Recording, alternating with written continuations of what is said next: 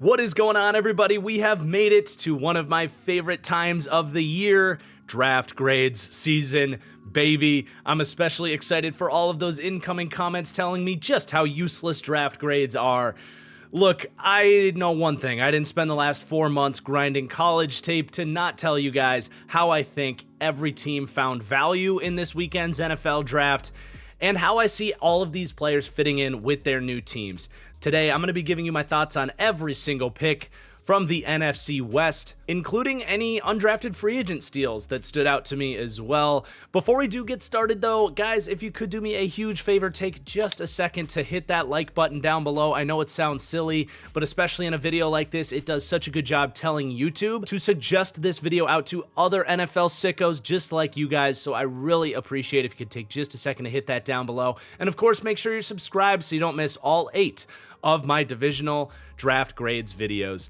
But let's go ahead and get started with the Arizona Cardinals, who with the 16th overall pick in the first round continue to hammer away at this defensive line. Man, Jonathan Gannon has had a rough go at it coming from Philadelphia, where he had the defensive line that they obviously had there, coming over to Arizona and trying to run his defense.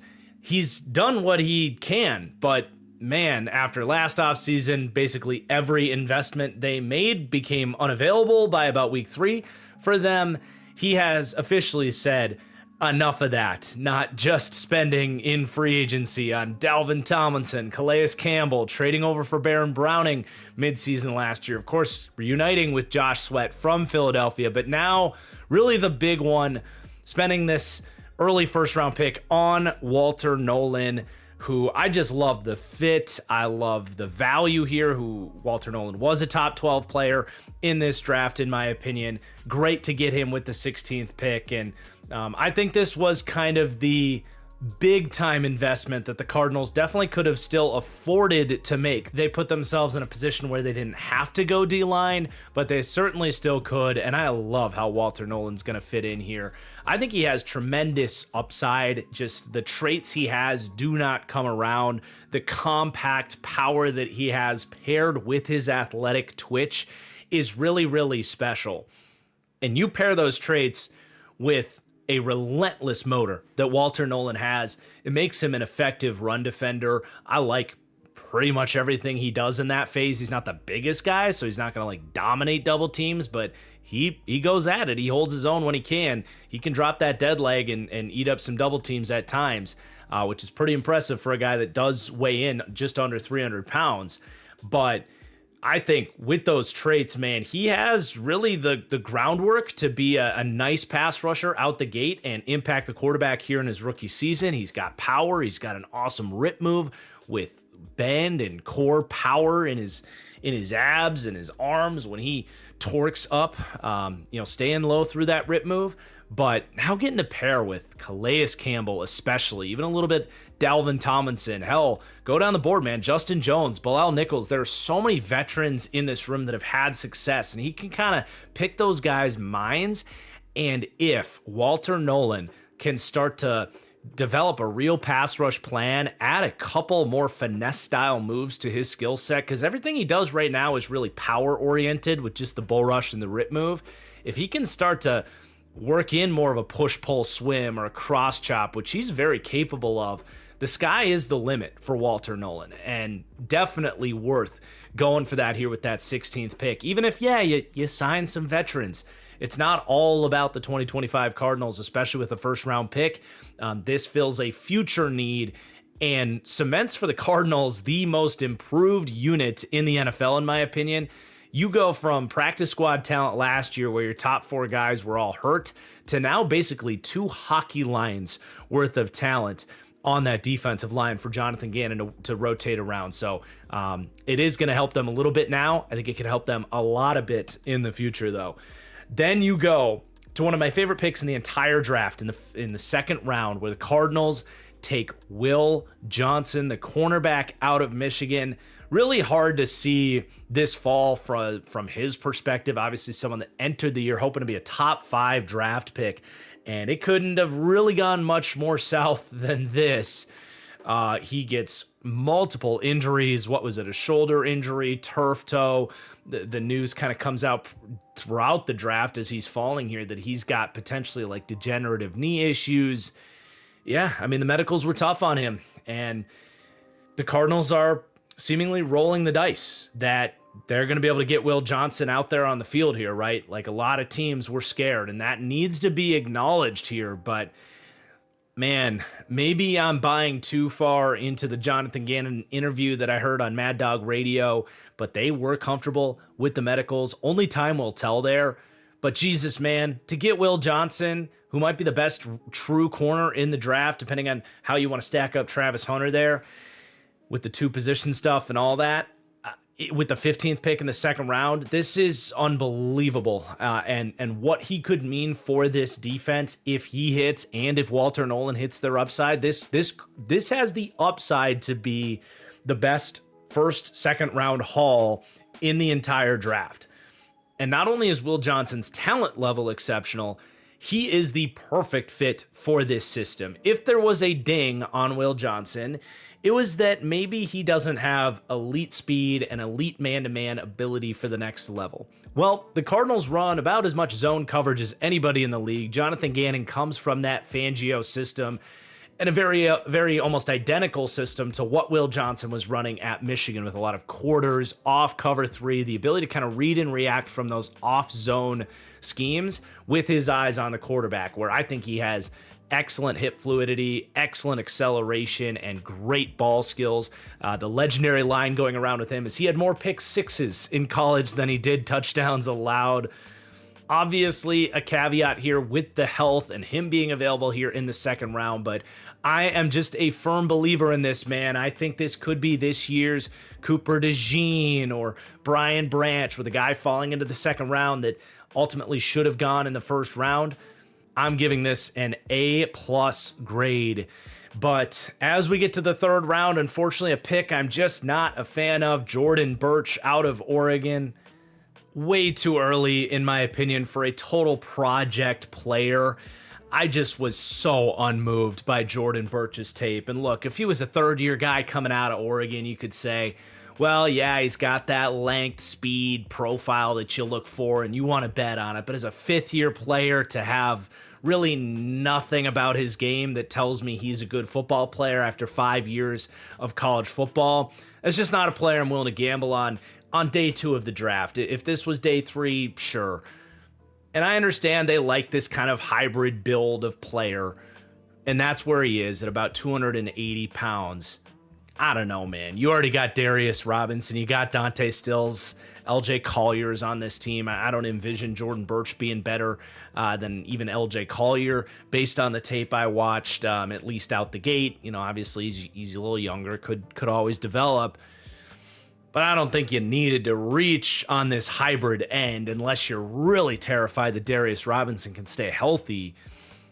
Just so many better players on the board, generally speaking. But if you had to go back to the defensive line, we saw Josiah Stewart go to the Rams a few picks later. My guy, David Walker, was still on the board. There were tons and tons of just better interior defensive line prospects that I think could play that hybrid end spot even better. Roll the dice on a Deone Walker, get that body type into this D-line.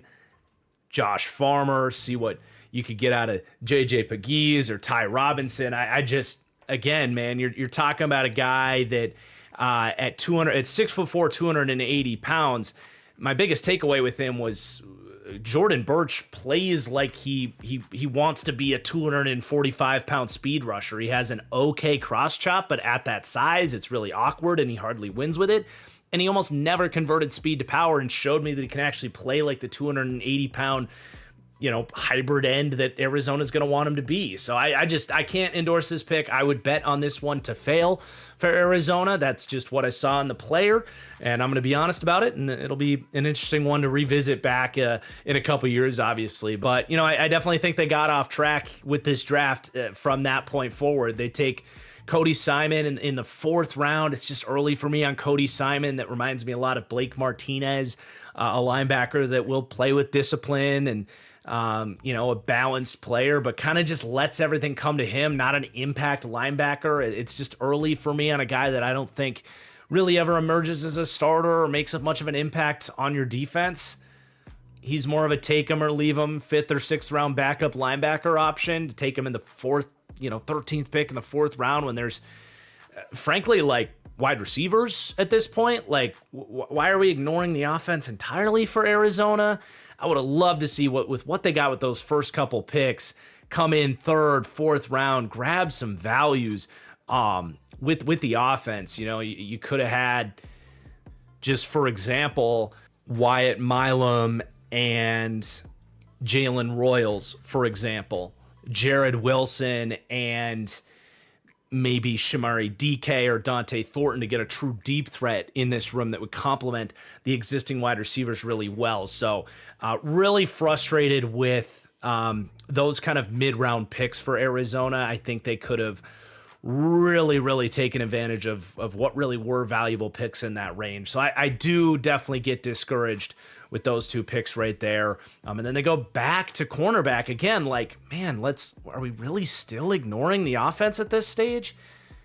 Is Denzel Burke going to make this team? They have a bazillion corners at this point, man. You got Will Johnson, Max Melton, Garrett Williams, Star Thomas, Sean Murphy-Bunting, Kytrell Clark, Elijah Jones, and now Denzel Burke. Like, okay, I guess. I like Denzel Burke, but that pick was just kind of weird. I will say, if Will Johnson is a complete whiff with health, I think Burke can be a nice backup corner in the NFL. Not the most traitsy guy, but really smart, decent reaction time on the trail and man-to-man. So, like, again, the player's not bad, but really? Like, another corner? But then they finally go to the offensive line with Hayden Connor. I think could be a nice backup guard for them. I'm not crazy if you're the Cardinals grabbing 6'6" guards with Kyler Murray in front of you. I think that does matter with Kyler Murray. At that point, man, I would have loved to see him just roll the dice on like Willie Lampkin, who ended up with the Rams. 5'11" center. If he's good, that's like a cheat code for Kyler Murray. So again, just okay, like solid, I guess, but even other guys would have taken there.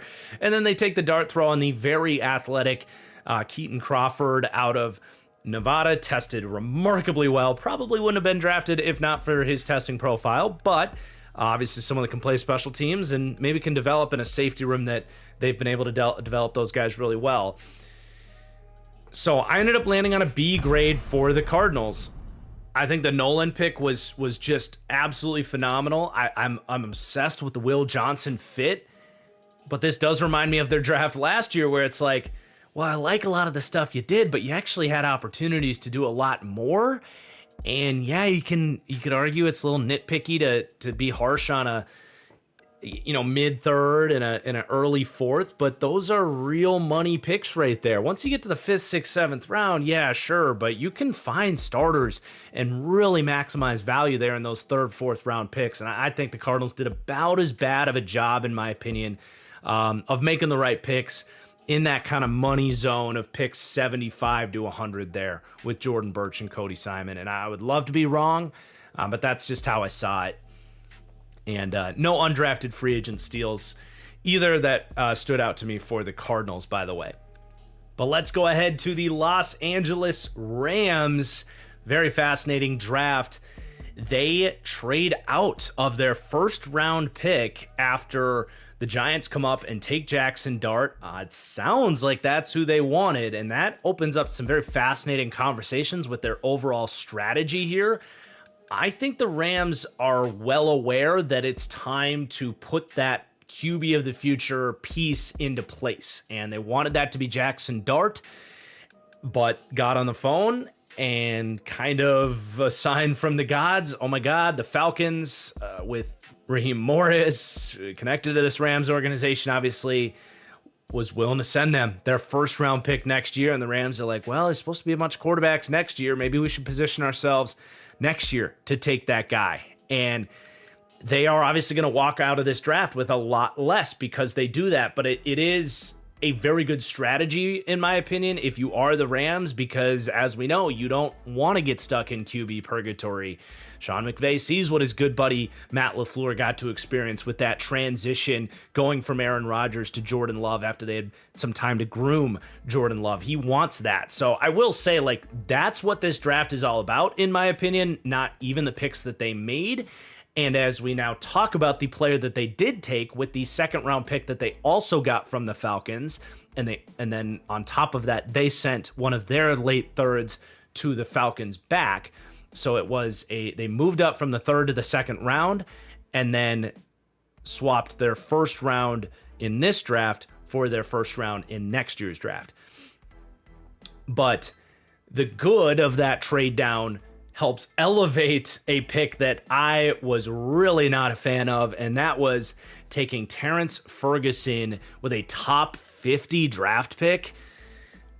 Look, I know Rams fans. I did this last year, and y'all burned me. Like, Braden Fisk was really good, and I was not a fan of them giving up that's the reason they originally didn't have this second round pick, because they gave that up and their second rounder last year to move up for Braden Fisk. I thought it was too much. That was my least favorite move any team made in the draft last year, and that aged poorly for me. But I'm not going to just like give the Rams a total pass when I disagree with them again here, and that's how I feel about them taking Terrence Ferguson here. This is just way too early for me on a complete project tight end who doesn't block well and has abysmal ball skills. I don't get this one, and I understand Sean McVay is going to come in and sell the fans on this, and you want to take Sean McVay's word over my freaking word. Go for it, man. I'm not going to blame you at all. But I am going to be honest about how I see this one. I saw Ferguson as a late third, early fourth round tight end prospect, basically for those reasons I mentioned. He doesn't block, and he fights the ball. He doesn't win contested catches. He is athletic, but I don't think this is some freak athlete tight end either that you had to roll the dice on, because the upside is just too tremendous, right? Like, he's a 4'6", 240 type of guy. He accelerates well. I'm not saying he's a bad athlete or anything like that. He's a very good to great athlete, but this isn't some elite athlete that you're willing to bet on in the top 50 of the draft, even though his tape isn't any good. I don't know, man. I hope I'm wrong, obviously, but I don't even think this was like a big need, or even that he really fits this scheme all that well, because they use these big slots as these sort of athletic quasi tight ends like Puka Nacua and Jordan Whittington. To me, like, Sean McVay wants a blocking tight end as his number one tight end. That's why Tyler Higbee has held that job for so long. So frankly, this was just a really bad reach. This would have been a D graded pick for me. However, I'm going to give it a C, because I do really agree with the process of loading up on first round picks from a team in Atlanta that there's a chance that they're a top 12 draft pick next year. Like, I'm not saying for sure it will be Falcons fans, but I really like that process that upgrades this overall move. But yeah, I just heavily disagree with the player they took. I think you could have upgraded the D line. You could have found a corner. You could have gambled on Will Johnson. There's great safeties available at this spot. Guys like Kevin Winston Jr. and Xavier Watts. So many other ways they could have gone that I think would have been way more rewarding for a team that is still trying to win this year, and traded out of the first round to take a project tight end. I would be really upset with that if I were a Rams fan. But they do turn it around and make an excellent pick at the end of the third round. I actually think this is A+ value on Josiah Stewart, who I would have been fine with in the second round. So you go almost a whole round later from where I had him going, and you do fill in some edge talent that I think can help you. I ended up liking Stewart so much more than I expected for kind of a undersized edge that isn't even that fast. I do think he's a lot faster than that, whatever that 4.8 40 he ran at his pro date was. Like, that just, he is faster than that on tape. I think he shows, somewhere around 4.65 speed on tape, which is, plenty good enough. He's not an elite athlete for sure, but man, he's got some speed to power for a smaller edge rusher. He defends the run with a ton of effort and instincts. I think he's practical on earlier downs, especially because you can drop him into coverage too, but he's got bend, he's got great inside swipes. I think he instantly becomes the second best one-on-one block beater in this edge group. You obviously have Byron Young there. He's great in this system for all their stunts and to kind of clean up the rest of the mess with his exceptional speed. But if you think you've got a matchup with a tackle, you don't need to lean on stunts and games and cleanups to have the pass rush there. Josiah Stewart can actually win one-on-one reps as a rusher. So I think this was an excellent pick. Technically, you could just flip these two guys, and I would like them for where they landed much better, but that's not how this works. That's not how you maximize value, right? They could have had Josiah Stewart and a good value in the second round. But then you go to day 3, they only had 4 more picks, which really emphasizes the fact that this was mostly all about getting that number 1 pick next year, especially when they didn't have their own second round pick. But they take another running back here, Jarquez Hunter. I think the value is okay. I had a 5th round grade on him. I don't really have an issue with where they took him. I like the player. He's got good speed. He runs super, super hard. Really projects as a nice backup running back in the league that if you have an injury can kind of tote the rock and you're not going to really miss too much of a beat. He's just not overly dynamic in any phase. He's a little bit different from the guys that they have, a little bit more speed, a little bit more power. Definitely an interesting pick considering you have Kyron Williams and Blake Corum already, who they drafted, but they definitely wanted some improvements to that RB3 spot. I think it's a solid pick. Nothing I'm going to bang the drum for and say amazing pick, but fair enough. They take Ty Hamilton out of Ohio State. Every year the Rams take kind of an undersized athletic defensive end for their system. That's going to be Ty Hamilton. Man, you wish he gave you so much more on film, though, for a 5th-year senior with his athletic traits. I mean, man, he tested so well. 4.95 40 at 300 pounds. Good jumps, 34 bench press reps. Like, the dude is a freak tester, but he just isn't able to really tap into it on the field. So maybe they can get something out of him, getting him in a different system that they like to run, all these loops and stunts with their pass rushes and stuff. Like, he definitely has potential. So it's a solid pick. I just was so underwhelmed by the player. I had a 6th round grade on him, so I'm not going to say it was anything other than a solid pick, but fair enough. But man, one of the best day 3 picks out there. They take Pooh/Chris Paul Jr. out of Ole Miss. He was my number 4 linebacker in this draft with a 3rd round grade. I mean, I can't count on both my hands, I think, how many linebackers got taken ahead of Pooh Paul that just aren't as good of football players. And this was that kind of Rams pick where you say, there you go. Like, this is what the Rams do, man. They take the players that nobody else wants to take because they have these outlandish measurables that everybody's afraid of. In the case of Chris Paul Jr. here, it's tiny arms. He's got under 30-inch arms. He's in the 1th percentile of arm length for linebackers. But for him, it didn't impact his ability to tackle and wrap up in the SEC. He hits hard. He's got good tackling technique. He found a way to work around that, and those are the exact kind of players that the Rams love. He's got great coverage instincts. He's a good blitzer. Like, there's so much to like in his game if you were okay with the fact that he doesn't just have short arms. He is tiny. He's 6'1.5", 220 pounds. Like, his frame is marginal at best, but the tape is exceptional. My pro comp on him is Quan Alexander, so I would not be the least bit surprised if he is starting for this Rams team, or at least getting some form of rotational work. They do have Omar Spates, and they signed Nate Landman, so they got some guys that can play, but this was a really excellent pick here in the 5th round. And then I'll circle back to Konata Mumpfield. I actually want to talk about Sean Dolak in stride with Pooh Paul because it's very redundant. So Pooh Paul was my 4th ranked linebacker with a 3rd round grade. Sean Dolak was my 6th ranked linebacker with a 4th to a 5th round grade. And Sean Dolak, again, small measurables, 6 foot, 220 pounds, just above Chris Paul, 30-inch arms, like almost identical size profiles here, but tested well, had great tape.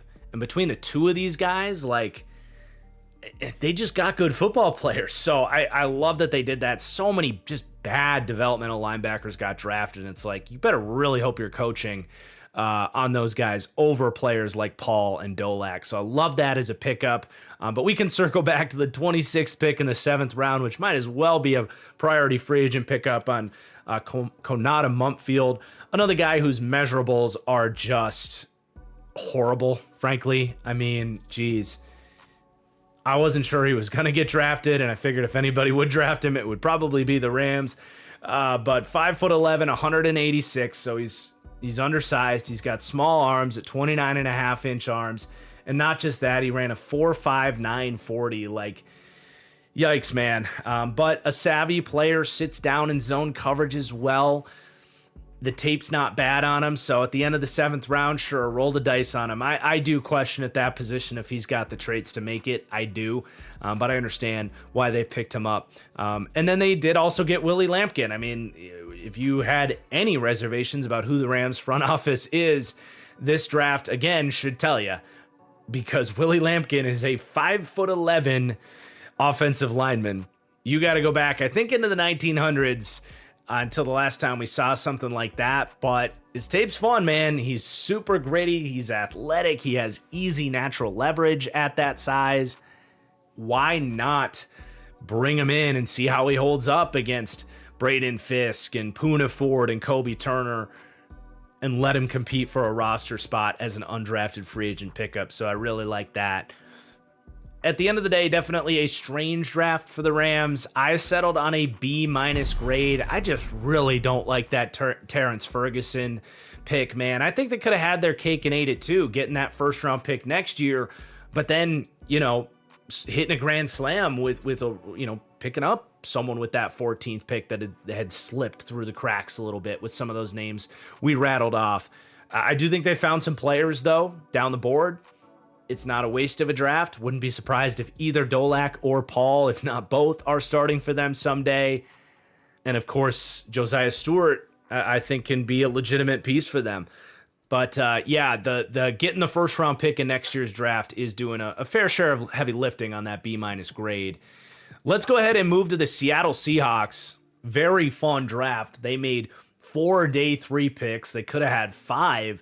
And then they made a whole nother draft's worth on day 3. So let's get started. They take Gray Zabel. They finally do what we've all been begging the Seahawks to do for years. Just take the good interior offensive lineman when he's there in the first round. And God, dude, having to watch Geno run for his life from these guards, enough is enough. And a massive credit to John Schneider for adjusting his philosophy and doing the right thing for this Seattle Seahawks team. They had a million picks to try and find other positions, but frankly, the roster's in a good spot. Other than that interior of the offensive line, this had to be done. They get it done. The player that was the perfect fit for the Seahawks falls to them at 18.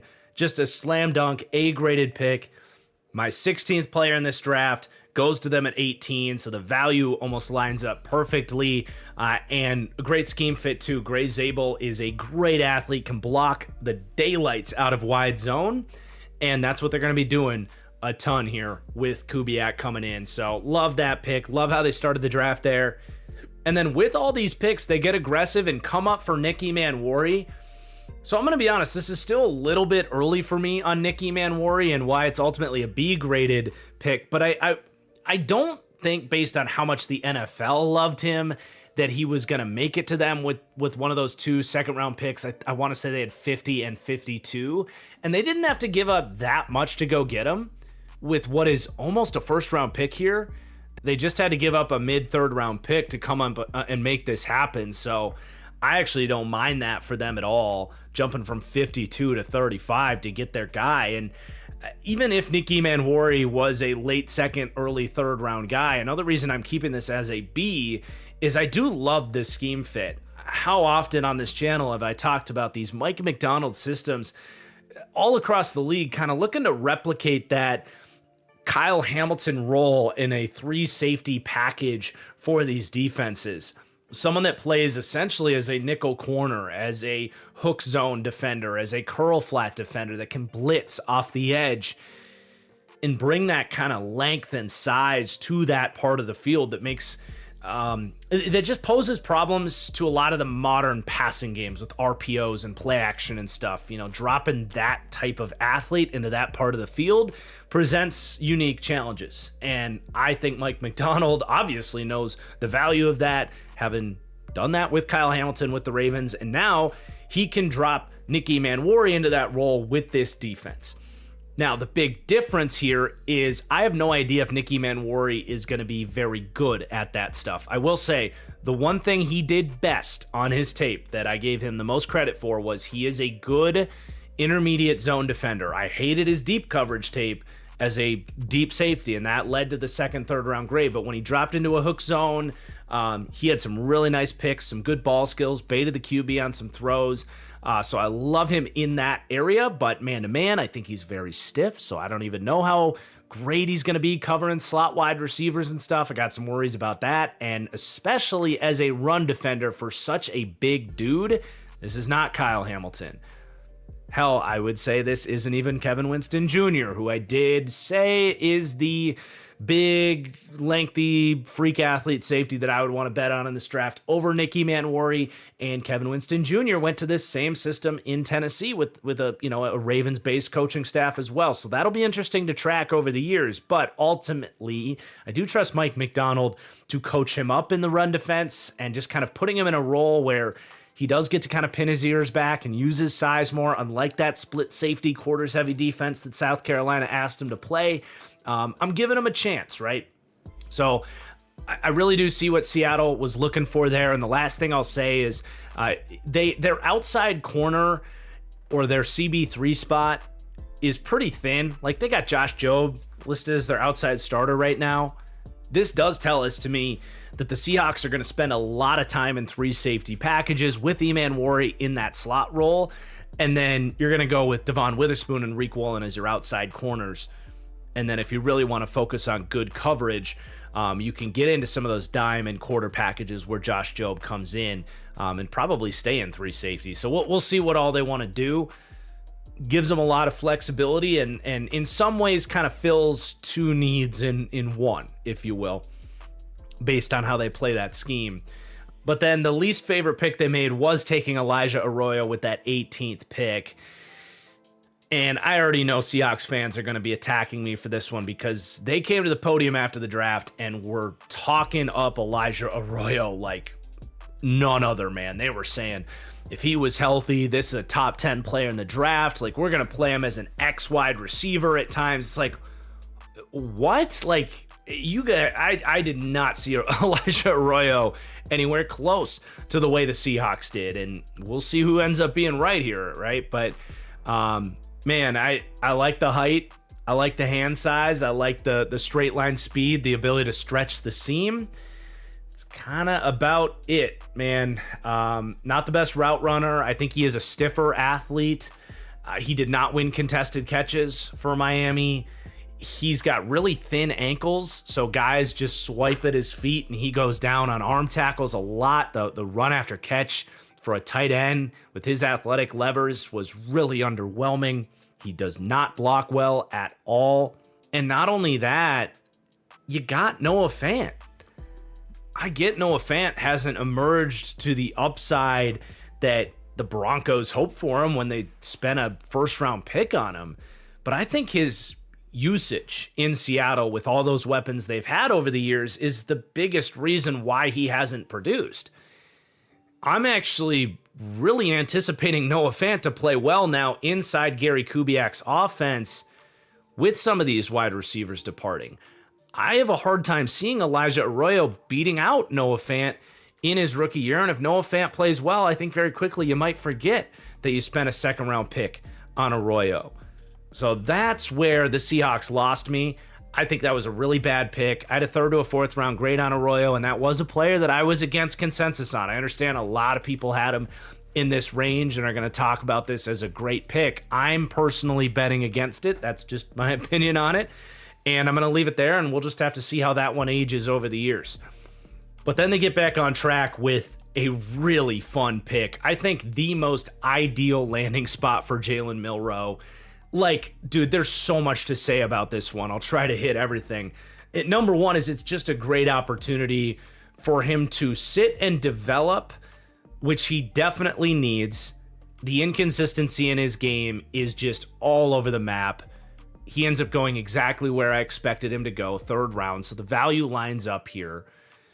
But it's not just a spot where he's going to sit and develop as a backup. It's a spot where, like, there is a window, a potential window for him to get the opportunity to go play. You know, Sam Darnold's contract is far from okay, you're our franchise QB now contract. It's kind of a 1.5-year deal with a 3rd-year team option. And Darnold obviously had a big year last year in a great situation. We don't know how well he's going to play here in Seattle. You hope he plays well, but it's far from a guarantee, right? So I would like to think that Seattle will at least give Darnold the year, but if you get into year 2 and Milroe's developing as a QB, Darnold's struggling, you can make that switch, right?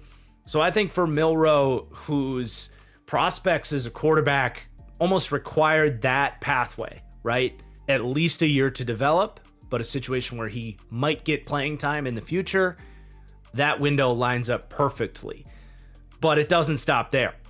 I think Milroe's going to help this football team this year because you have Kubiak coming over who had Taysom Hill last year and got to run that Taysom Hill package and find all the creative different ways you can use a guy like that. There's so much Taysom Hill in Jalen Milroe's game. Taysom Hill is unironically one of the best runners of the football in the league. Jalen Milroe is quite possibly the best runner of the football at the quarterback position I've ever seen. So I think for goal line packages, true wildcat packages, you can legitimately use Jalen Milroe in that way. But that transitions me to the last point I want to make on him, and this is an uncomfortable point, but look, I've been consistent with this on Jalen Milroe all along. I had him as a 3rd-round grade. That's where he goes. I've said he deserves a chance to play at quarterback. That's where we led this conversation, and the theoretical upside on him is great. And I love all the stuff we're hearing about his interviews, and sounds like he's got the right approach to come in and develop and all that. And I hope he does. But the reality is he spent 4 years at Alabama, and as great of a kid as he is and as great of work ethic as he is at Alabama, he didn't really show a lick of development in that time. And at some point, that's going to have to happen in the NFL in a way that it didn't at Alabama. So let's say Sam Darnold's playing well. You're 2 years into this thing, and Milroe's footwork still hasn't come along. He's still spraying throws in practice. He's still not grasping the playbook. Dude, I firmly believe that Jalen Milroe has elite potential as a running back. 6'2", 225 pounds, 4.3 something speed, broke 1 million tackles at Alabama. And you look down the pipeline for Seattle, that window actually lines up. You got Kenneth Walker approaching the end of his contract. He's had a hard time staying healthy. Zach Charbonnet has a couple years left on his deal. They did draft Damian Martinez, who we'll talk about here. I don't want people to get hung up on this running back thing for Jalen Milroe. I'm just saying other players have done that.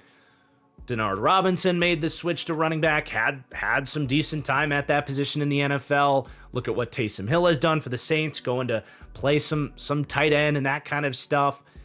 Terrell Pryor was a really effective wide receiver for a couple years. This isn't some unheard of suggestion here.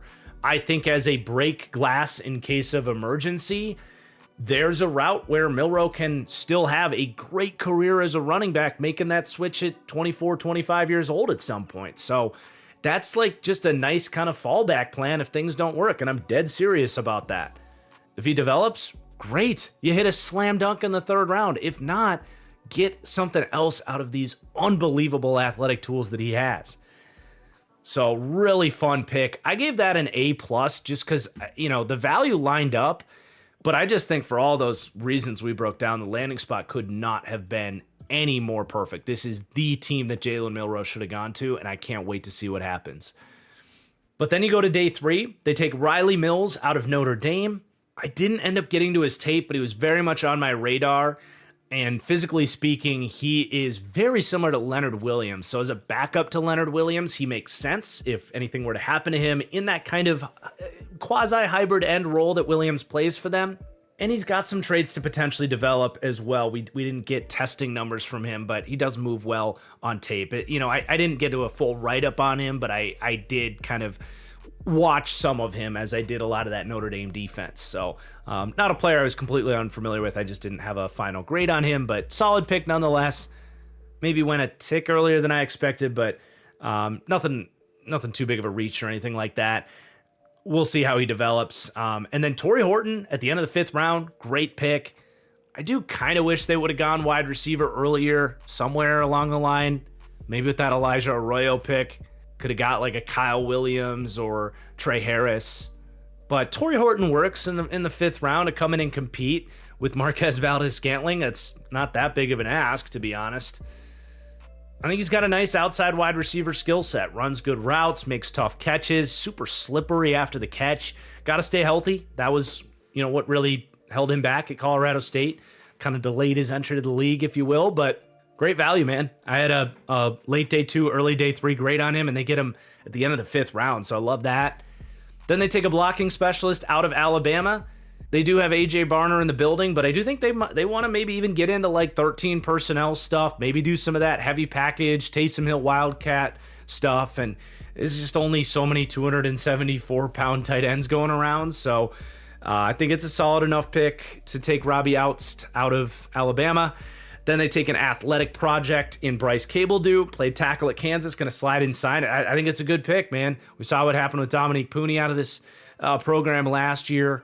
Cabledew tested really well. I think he can play tackle, but projects best as a guard. So that was a good pick in the 6th round as far as kind of 6th round offensive lineman picks are concerned. And then what a steal getting Damian Martinez in the 7th round. Seahawks fans, have we heard anything here? Like, how did this happen? Did half the league just go through day 3 and accidentally crossed his name off their draft boards or something, assuming he went in the 3rd round where he was supposed to go? Like, what the hell? This is a super talented running back. The Seahawks just get there to the 7th round and they're like, we have to take him. The dude's got size. He's got breakaway speed. He's got nice kind of feet for a bigger back. He's got all the different running back moves in his bag. He can truck you, stiff arm you, spin through tackles, juke through tackles. The vision can be up and down at times, but that shouldn't have been enough to drop him into the 7th round. So that's pretty wild to me. I think he becomes your RB3 immediately. And then again, Kenneth Walker's got to prove he can stay healthy.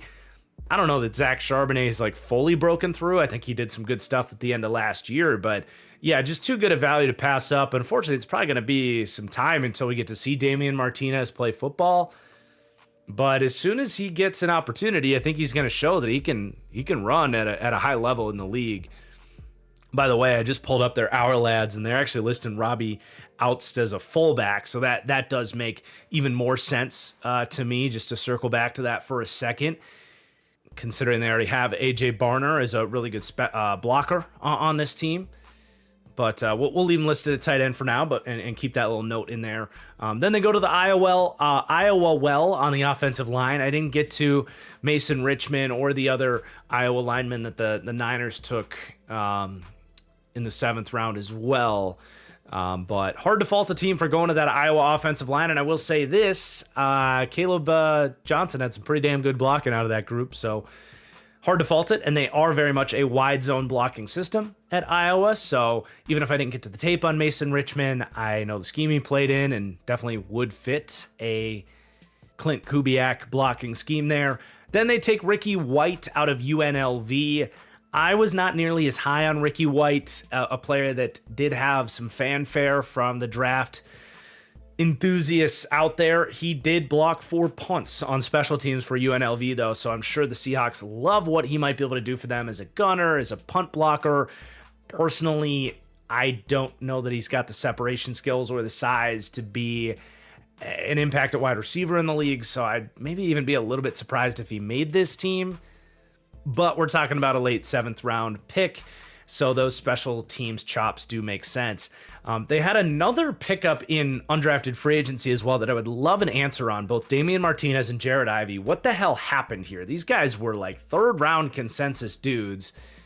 Ivy, I can only imagine was medical, because I know he, at least prior to his pro day, wasn't able to work out at the combine. So maybe there's some really bad medical stuff going on there. But I mean, he's a better football player than Riley Mills as that kind of hybrid end build. Thumper off the edge that can set a hard edge in the run game and rush with some power. So if he can get healthy, I guess, someone to keep an eye on there. So I ultimately settled on a B+ grade for the Seahawks. This gets dinged pretty bad based on how I feel about Elijah Arroyo. I also kind of wish they would have walked out of here with a little more at wide receiver than Torrey Horton, because I think they had opportunities to do that. But overall, obviously a very good draft for the Seattle Seahawks.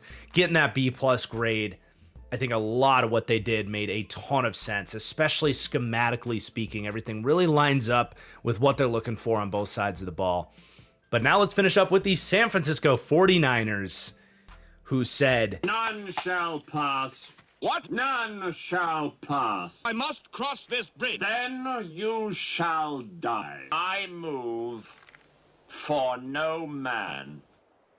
For all of my Monty Python Holy Grail fans, that was the best scene in that movie, and that was really the only scene from this draft for the Niners, is improving the run defense. Not bad, but like they could have done a lot more, in my opinion. And that all begins by taking Mykel Williams with the 11th pick in the first round. Really high floor run defender. Reminds me a lot of Gregory Rousseau, a lot of length, coming out of that Georgia program. They play him as a 4-eye, almost interior defender at times. And, he had to take on double teams and really commanded a lot of respect in the run game. But, as a pass rusher, as we know from some of these defensive ends at Georgia, he just wasn't really allowed to pin his ears back. And, that does complicate things because he also played on an ankle injury. So, based on the tape watch of him from his final year, I see someone that will defend the piss out of the run and then maybe give you a little bit as a pass rusher. But there is some hidden upside in there, I think. I think as the year went on, we saw him get after the quarterback a little bit more. And he does at least try stuff. He's got a nice push-pull swim move as a rusher. I even saw him try a fake spin against Texas once that ankle started to get healthy. So I'm at least open to the idea that even going with a B grade here is too low and that this is just going to be a great player for the Niners, getting to work with maybe the best defensive line coach in the league in Chris Kachurik and Robert Saleh. Like, I'm excited to see what he can do on this team. I think it's a really good fit.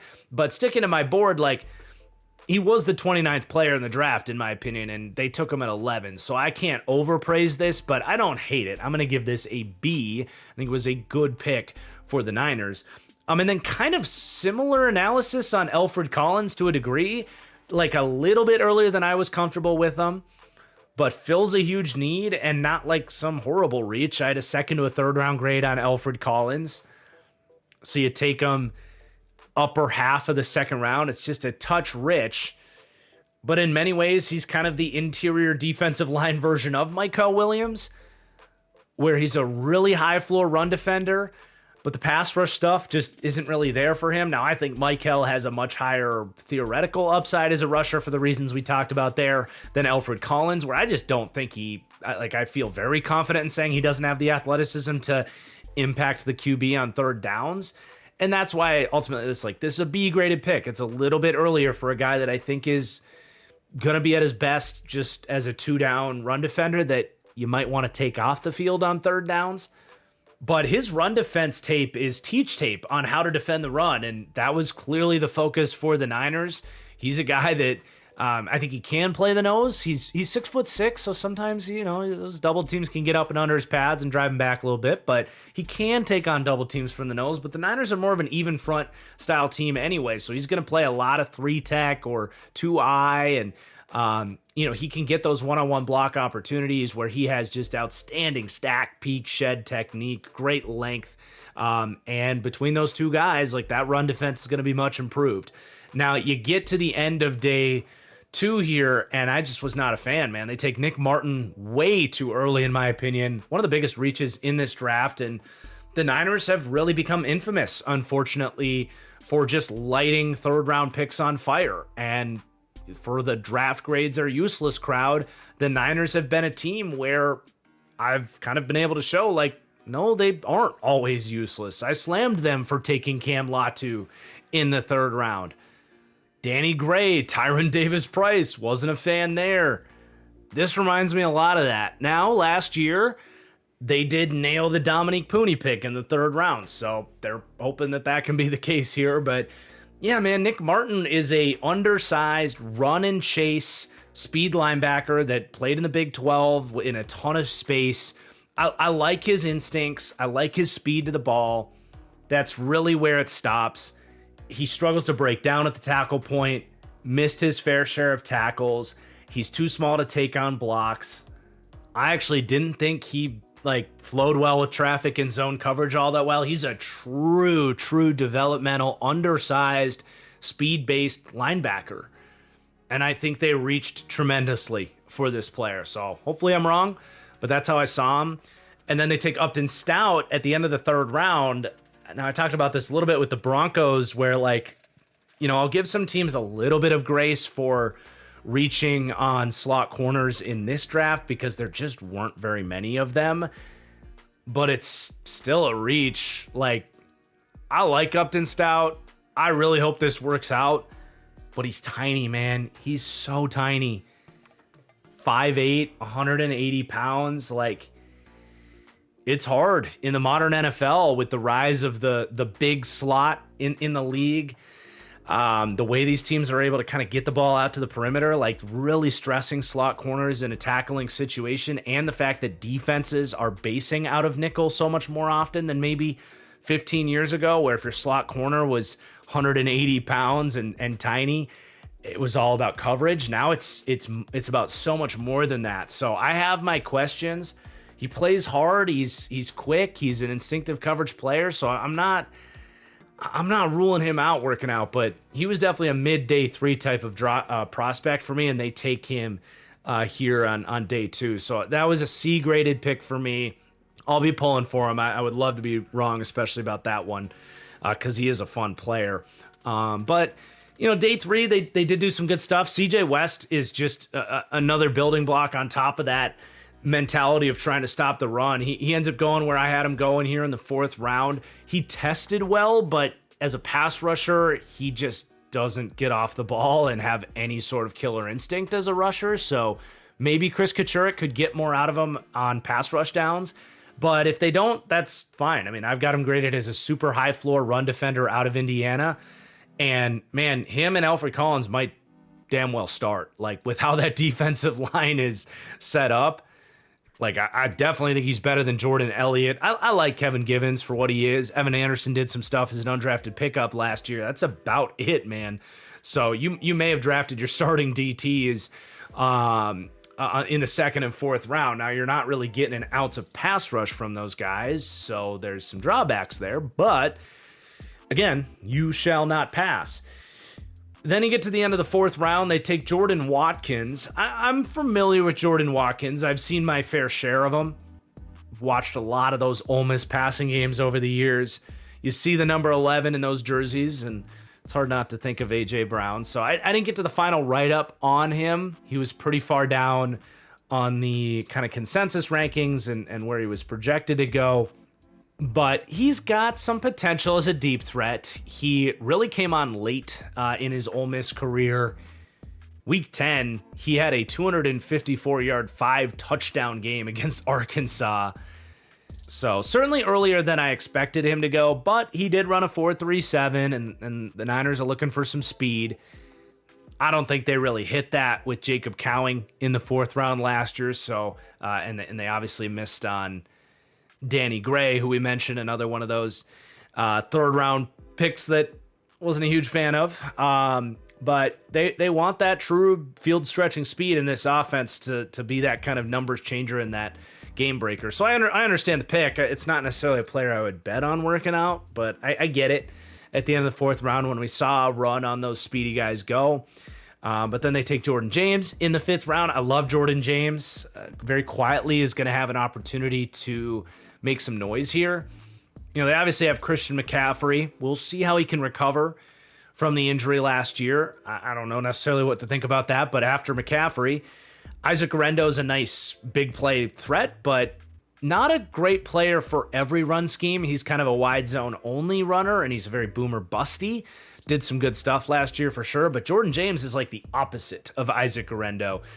Very many shades of Kyron Williams, in my opinion. I don't know that he's going to be as good as Kyron Williams, but, not that big, not that fast, but, James has decent speed, but accelerates really well, kind of gets lost between the tackles, runs low, but just has elite vision. It just reminded me so much of Kyron Williams. I'll just say that. Kyron Williams has been an outlier and all that, but I think he's got a lot of talent. I had him as a 3rd to a 4th round guy in this draft.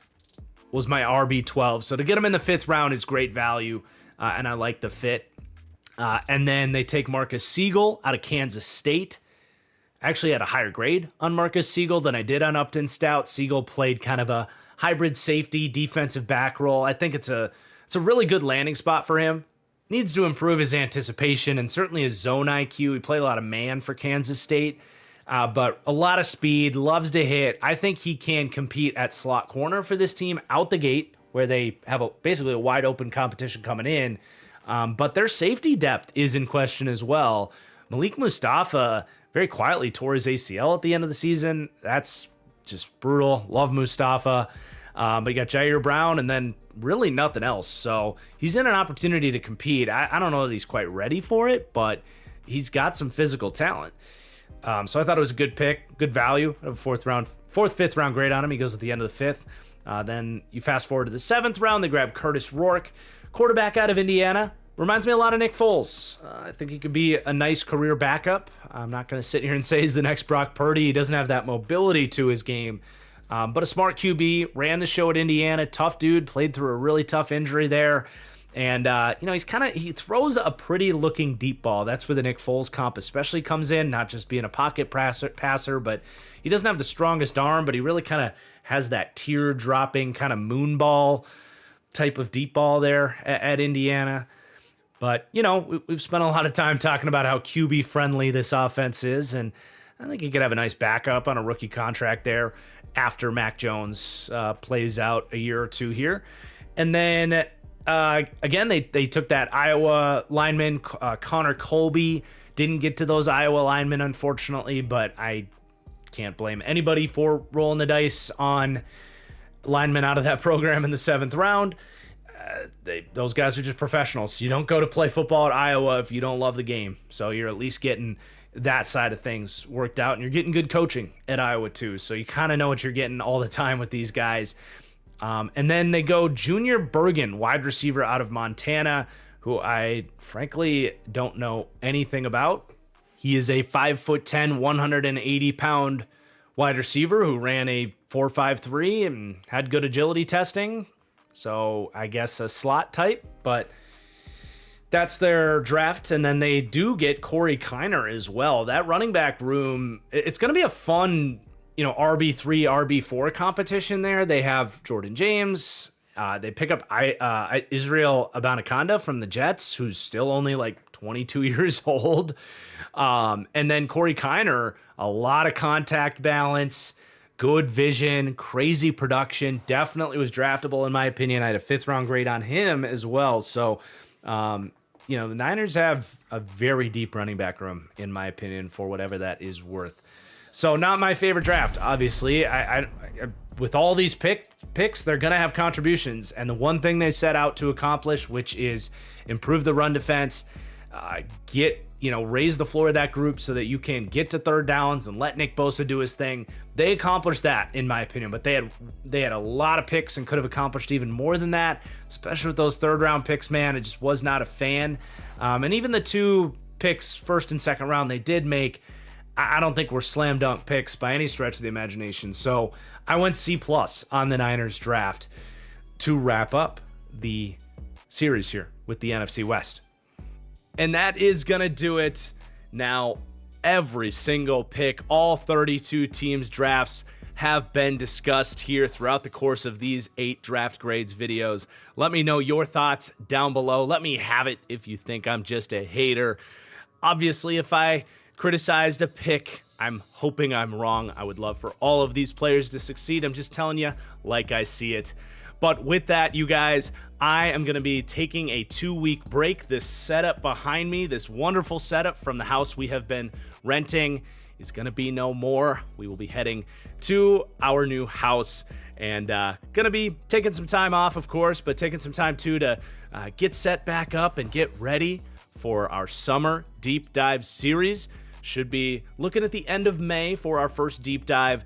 Not that that's necessarily the first video that you're going to see on this channel, but it just might be. So thank you everybody for a just really special, phenomenal draft season. I can't thank you guys enough for watching the videos, the super chats from the live streams, hitting the like on all the videos, you name it.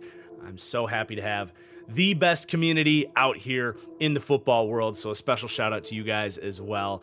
With that, let's get out of here. Hope you guys enjoyed, and I'll see you later. Peace out.